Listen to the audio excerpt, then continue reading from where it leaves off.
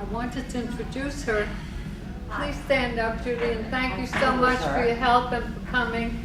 I really appreciate it.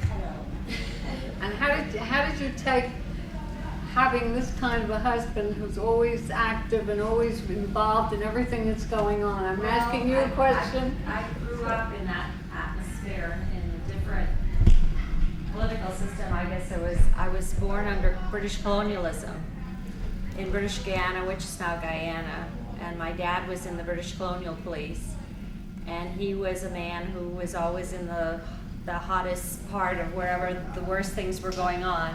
In those days, it was in the 50s and was communism, and so he was assistant commissioner in charge of crime and security in British Guiana when he was finally, there was a mutiny in the force in St. Lucia, and they transferred him as chief of police to clean that up.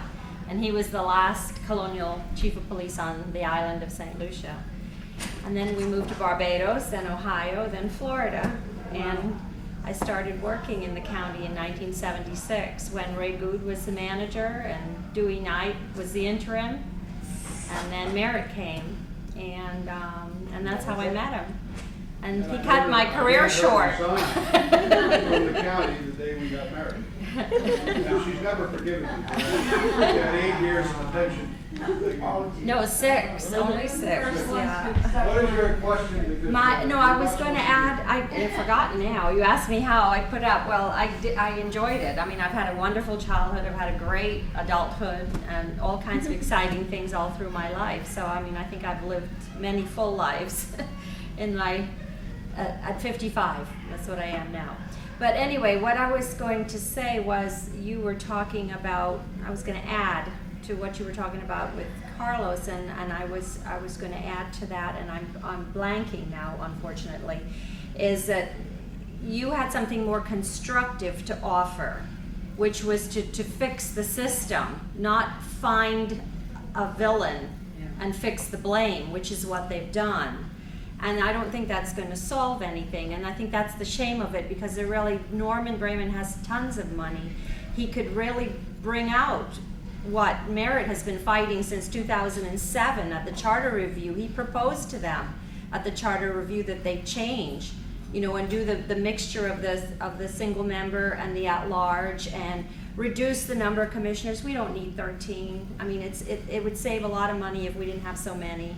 And I mean, that's my personal opinion. And I think things would be a lot more efficient. And we could do something constructive with it. This way, what do? If we recall the mayor, we recall the commissioners, what have we proved? And he's leaving in 2 years, so I mean, he's almost out the door. Anyway, that's what I wanted to add. That's your position. Thank you. Next time I'll have to have you as a speaker. Judy is past president of the League of Women Voters and also chairman of the Urban League with Tal Fair. And so she's had quite a bit of public service after the county. Anyway, any more questions? Yes.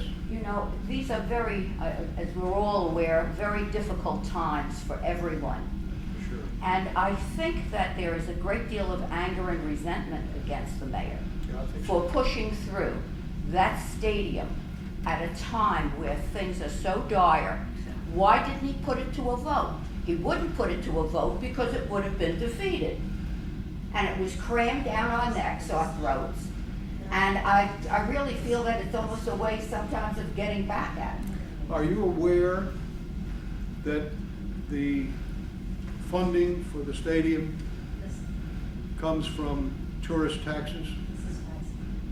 No, I really wasn't. I just know, county money. You need to understand that. I'm not, I mean, if it's up to me, I don't know whether I would have done it or not, to And be from the honest with you. Marlins, they cried, well, we don't have any money. But let me explain.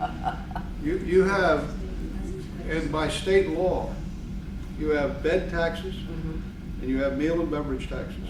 Okay, I know because I ran the Convention Bureau for 9 years. That was a major source of our funding. City of Miami Beach had its own source. Bal Harbor had its own source. Okay?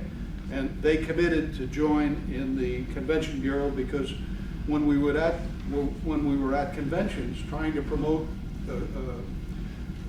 conventions, tourism, whatever, we were a cacophony. Everybody was talking at the same time. Come to downtown Miami, come to Miami Beach, come to Sunny Isles, come to Bal Harbour, and we're all competing.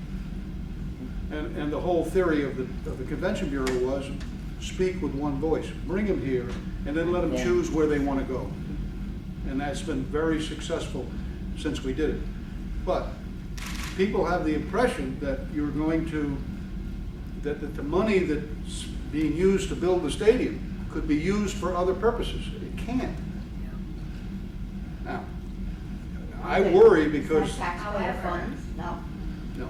However, You don't, there's- excuse me, you don't pay any of the bed tax unless you go and stay in a hotel here.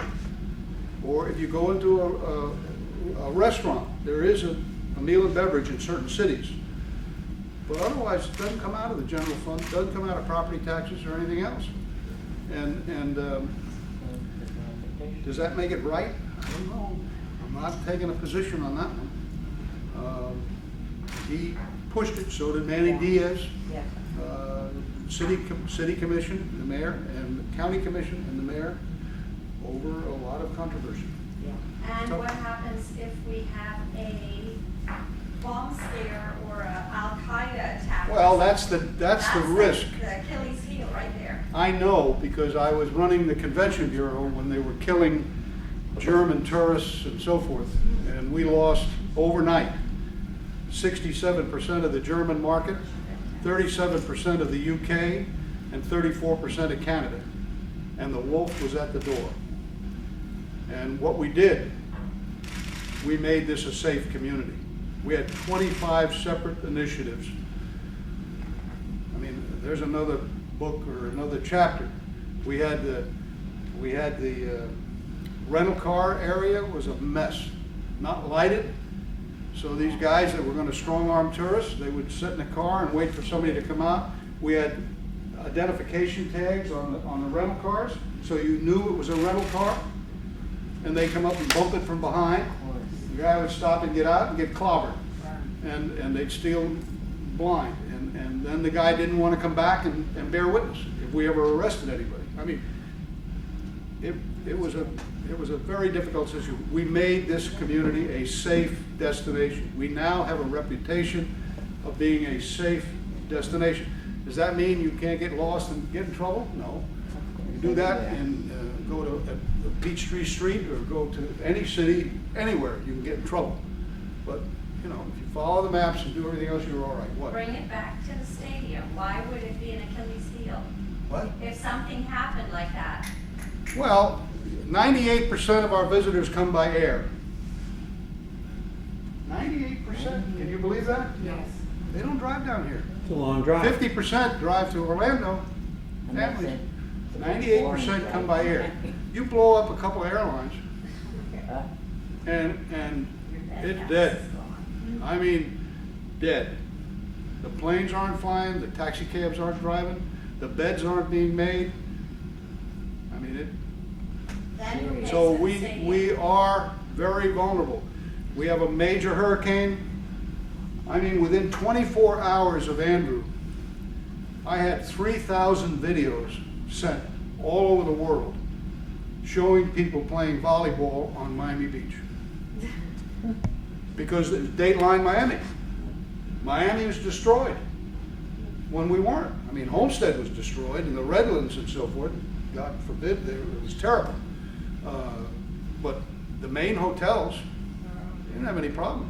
A few windows knocked out here and there and so forth. So it was essential that we get the story. Now, if Andrew had been 20 miles or 30 miles north, kiss it goodbye for a long time.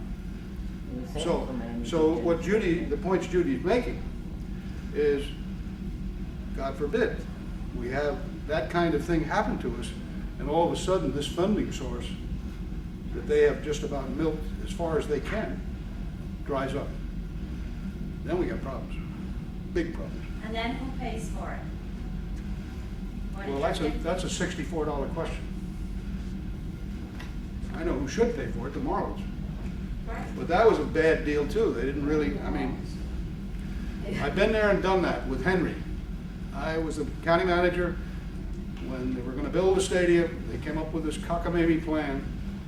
And before they walked out on the stage, Gwen Margolis was there, Pinellas, Henry, a bunch of lobbyists, commissioners, and so forth.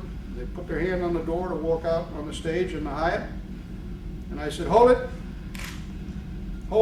everyone.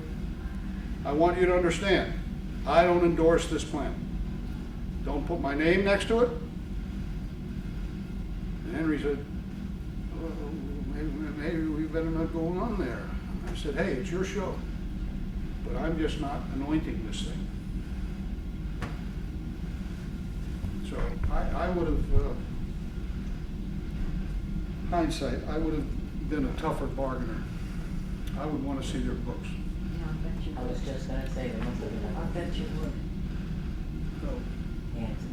yes, I have a question about the Florida lottery. yes. I was always under the impression that it was meant to enhance education. Education. And I constantly see that little scroll across the bottom of the billboard. So many billions paid toward education. My feeling is that it hasn't enhanced it, but it's been becoming a substitute. There's only a part of it that goes for education.